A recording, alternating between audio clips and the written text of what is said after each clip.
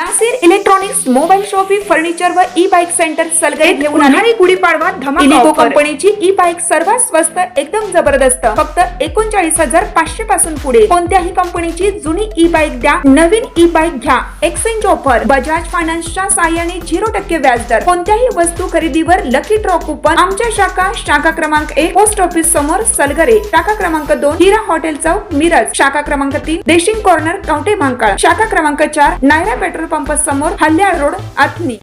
प्रत्येक बातमीतील घटनेच्या वास्तविकतेची तुलना थेट पाहत रहा चांगली अपडेट। जत तालुक्यातील बेळूर येथे एका विवाहितेने जागतिक महिला दिनीच गळफास घेऊन जीवनयात्रा संपवल्याची धक्कादायक घटना रविवारी घडली। पल्लवी राहुल झारी वय वर्ष 20 राहणार बेळूर तालुका जत असे मृत विवाहितेचे नाव आहे। रविवारी सायंकाळी पल्लवी यांनी त्यांच्या राहत्या घरी गळफास घेतला होता।